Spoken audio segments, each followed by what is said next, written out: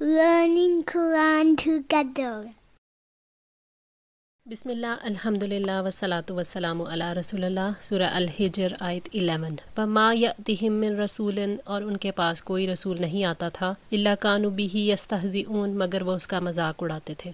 यानी हर नबी को सताया गया, हर नबी का दिल दुखाया गया। नबी सल्लल्लाहु अलैहि वसल्लम के साथ महाजराई का एक और अंदाज मजाक उड़ाना था। जब कुरैश ने देखा कि नबी सल्लल्लाहु अलैहि वसल्लम को दीन की तबलीग से रोकने की कोई हिकमत कारगर साबित नहीं हो रही, तो एक दफ़ा फिर उन्होंने गौर व फिक्र किया और आपकी दावत को ख़त्म करने के लिए हंसी मजाक, तहकीर और तकजीब का तरीका इख्तियार किया। इसका मकसद ये था कि मुसलमानों को बददिल करके उनके हौसले तोड़ दिए जाएं। इसके लिए मुशरिकीन ने नबी सल्लल्लाहु अलैहि वसल्लम को तोहमतों और बेहुदा गालियों का निशाना बनाया। चुनाचे वो कभी आप सल्लल्लाहु अलैहि वसल्लम को पागल कहते, कभी जादूगर और झूठे होने का इल्ज़ाम लगाते। और जब आप किसी जगह पर तशरीफ फरमा होते और आपके इर्द गिर्द कमज़ोर और मजलूम सहाबा कराम जमा होते, तो उन्हें देखकर मुशरिकीन मजाक उड़ाते हुए कहते, अहाउलाई मन्नल्लाहु अलैहिम मिन बैनिना, क्या यही वो लोग हैं जिन पर हमारे दरमियान अल्लाह ताला ने एहसान किया है। जवाबन अल्लाह ताला का इरशाद है, अलैहिस्सल्लाहु बिअअलमा बिशाकिरीन, क्या अल्लाह ताला अपने शुक्रगुजार बंदों को ज्यादा जानने वाला नहीं। सूरह अनआम आयत 53। अल्लाह ताला ने फरमाया, या हसरतन अलल इबाद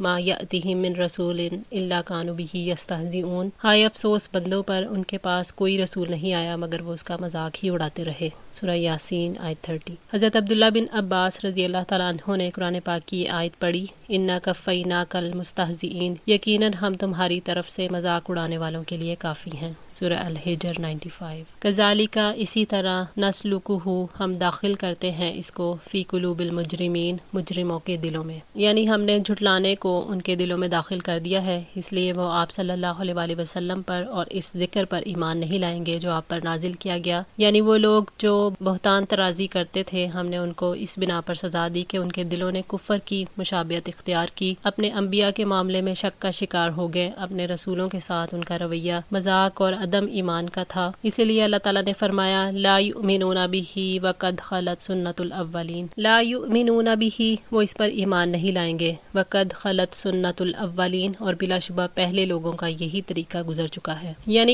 ईमान ना लाने की असल वजह हद दर्जा बुग़्ज़ और हसद है। अल्लाह ताला के रसूलों की दावत चीज़ ही ऐसी है कि नाफरमान उसे बर्दाश्त नहीं करते। ये चीज़ उनको तीर की तरह चुभती है और वो इसको उगलने के लिए जोर लगाते हैं। उनके बारे में अल्लाह ताला का तरीका यही रहा है कि ऐसे लोगों को फिर ईमान नसीब नहीं होता, उनको तबाह कर दिया जाता है और ईमान वालों को बचा लिया जाता है। वलो फतहना अलैहिम, और अगर खोल दें हम उन पर, बाबम मिनस समाई, आसमान का कोई दरवाज़ा, फज़ल्लू, तो शुरू हो जाएं, फ़ीही यअरुजून, उसमें वो चढ़ते। यानी अगर इनकार करने वालों के पास बड़े से बड़ा मोजज़ा भी आ जाए तो वो ईमान नहीं लाएंगे। ये ऐसे हट धर्म लोग हैं कि अगर ये दिन दिहाड़े आसमान पर चढ़ता हुआ देख लें, या बल्कि खुद भी चढ़ना शुरू हो जाएं, आसमान के खुले दरवाजे भी देख लें, तब भी ईमान नहीं लाएंगे। इतनी बुलंदी पर पहुँच कर भी सोच बुलंद नहीं होगी, यही कहेंगे कि हम पर जादू कर दिया गया है। कुरान पाक ने ये साबित किया है कि फरिश्तों के नज़ूल की बात तो एक तरफ, ये खुद भी आसमान पर चढ़ेंगे तो नहीं मानेंगे, लिहाजा ऐसे लोगों के साथ बहस करना फजूल है। लक़ौलू, तो भी कहेंगे, इन्नमा सुक्किरत,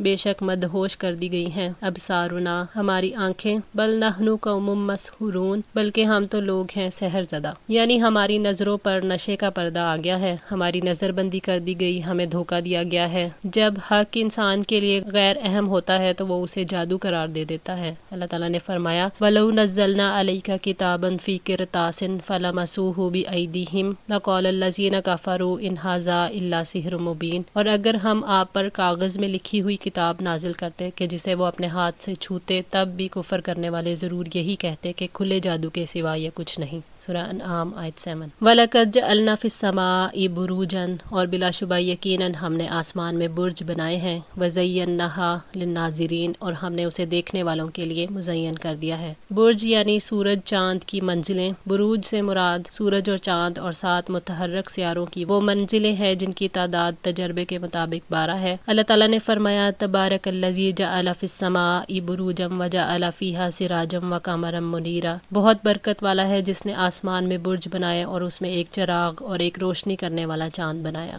الفرقان 61۔ اللہ تعالیٰ نے اپنی رحمت کا ذکر کرتے ہوئے فرمایا ہے کہ ہم نے آسمان میں برج بنائے ہیں، یعنی ہم نے ستاروں کو برجوں کی مانند بنایا اور انہیں بڑی علامتیں بنایا جن کے ذریعے تاریکیوں میں راستے تلاش کیے جاتے ہیں۔ وَزَيَّنَّهَا لِلنَّاظِرِينَ، اور اسے دیکھنے والوں کے لیے مزین کر دیا۔ زینت سے مراد آسمان کا حیران کن منظر ہے۔ اللہ تعالیٰ نے آسمان پر بے مثال نظام قائم کیے ہیں۔ رات کو آسمان کے ستارے سیارے بے شمار چراغوں کی صورت میں روشن ہو کر انسان کے شعور کو بیدار کرتے ہیں۔ اگر آسمان کا منظر اس قدر سحر انگیز نہ ہوتا تو دیکھنے والوں کو غور و فکر کا موقع نہ ملتا۔ وَحَفِظْنَاهَا، اور ہم نے اس کی حفاظت کی ہے، مِن کُلِّ شیطان الرجیم، ہر شیطان مردود سے، یعنی آسمان کو سرکش شیطانوں سے محفوظ کر دیا ہے۔ آسمان کو کوئی شیطانی قوت خراب نہیں کر سکتی، کوئی شیطانی قوت اس میں داخل ہو کر اس کا نظام خراب نہیں کر سکتی۔ آسمانوں کے لیے دفاع کا ایک نظام ہے اور اس کی حفاظت کی جا رہی ہے۔ اللہ تعالیٰ نے فرمایا وَلَقَدْ زَيَّنَّا السَّمَاءَ الدُّنْيَا بِمَصَابِيحَ وَجَعَلْنَاهَا رُجُومًا لِلشَّيَاطِينِ وَأَعْتَدْنَا لَهُمْ عَذَابَ السَّعِيرِ، اور ہم نے قریب کے آسمانوں کو چراغوں سے سجایا ہے اور ہم نے ان کو شیطانوں کے مار بھگانے کا ذریعہ بنایا ہے اور ہم نے ان کے لیے بھڑکتی ہوئی آگ کا عذاب تیار کر رکھا ہے۔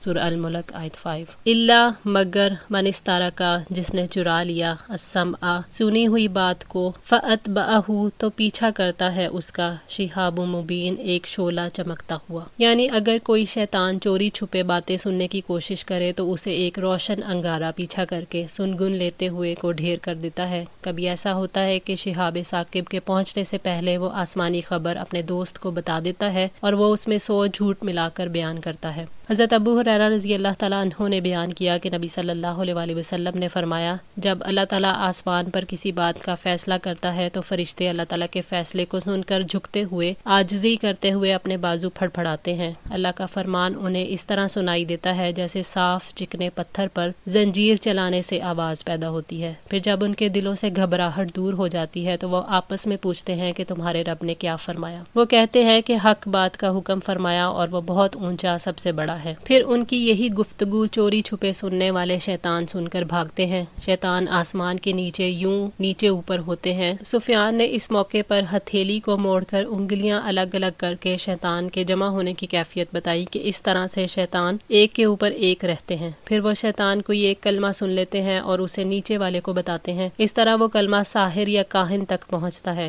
کبھی تو ایسا ہوتا ہے کہ اس سے پہلے کہ وہ کلمہ اپنے سے نیچے والے کو بتائے، آگ کا گولا انہیں آ دبوچتا ہے، اور کبھی ایسا ہوتا ہے کہ جب وہ بتا لیتے ہیں تو آگ کا انگارہ ان پر پڑتا ہے۔ اس کے بعد کاہن اس میں 100 جھوٹ ملا کر لوگوں سے بیان کرتا ہے۔ ایک بات جب اس کاہن کی صحیح ہو جاتی ہے تو ان کے ماننے والوں کی طرف سے کہا جاتا ہے کہ کیا اسی طرح ہم سے فلاں دن کاہن نے نہیں کہا تھا؟ اسی ایک کلمے کی وجہ سے جو آسمان پر شیاطین نے سنا تھا، کاہنوں اور ساحروں کی بات کو لوگ سچا جاننے لگتے ہیں۔ صحیح بخاری 4800۔ وَالْأَرْضَ مَدَدْنَاهَا، اور ہم نے زمین کو پھیلا دیا ہے، وَأَلْقَيْنَا فِيهَا، اور ڈالے ہم نے اس میں، رواسیہ، پہاڑ، وَأَنبَتْنَا فِيهَا، اور اگائی ہم نے اس میں، مِن كُلِّ شَيْءٍ، ہر طرح کی چیز، موزون، مناسب، یعنی زمین کو وسیع اور فراغ بنا کر پھیلا دیا تاکہ زمین میں رہنا اور رزق کا حصول آسان ہو جائے۔ اس میں پہاڑوں کی میخیں گاڑ دی گئی ہیں تاکہ زمین جمی رہے، اس کی حفاظت ہو اور کہیں وہ ڈھلک نہ جائے۔ زمین کے اندر اناج، پھل، پھول اور طرح طرح کی نفع مند اور ضروریات کی چیزیں پیدا کی۔ زمین کے نباتات کے اندر بڑھنے کی لامحدود صلاحیت ہے، مگر اللہ تعالیٰ نے ان کا اندازہ مقرر کر دیا ہے۔ زمین کی ہر چیز بڑھتے ہوئے ایک خاص حد تک پہنچ کر رک جاتی ہے اور اس سے آگے نہیں جا پاتی۔ پودوں اور درختوں کو اگر بلا روک ٹوک بڑھنے دیا جائے تو چند سالوں کے اندر زمین پر ایک ہی پودا نظر آئے، کسی اور کی گنجائش نہ رہے۔ اس سے یہ پتہ چلتا ہے کہ اس زمین اور کائنات کو کوئی کنٹرول کرنے والا ہے، اور اللہ تعالیٰ نے ہر چیز کو حسب ضرورت اندازے کے ساتھ پیدا کیا ہے۔ وَجَعَلْنَا لَكُمْ فِيهَا، اور بنائے ہم نے تمہارے لیے اس میں،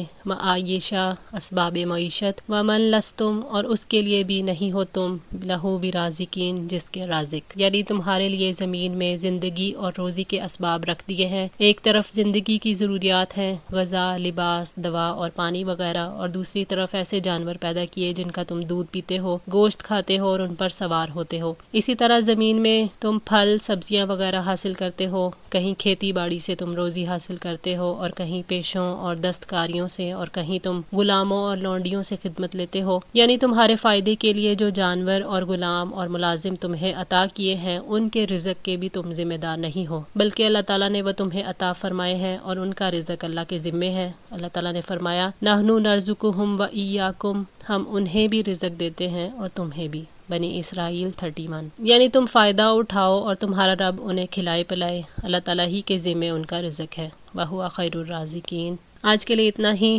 دعا ہے اللہ تعالیٰ ہماری اس کوشش کو قبول فرمائے، ہماری غلطیوں کوتاہیوں کو معاف فرما کر ہماری اصلاح فرمائے۔ جزاکم اللہ خیر، والسلام علیکم ورحمۃ اللہ وبرکاتہ۔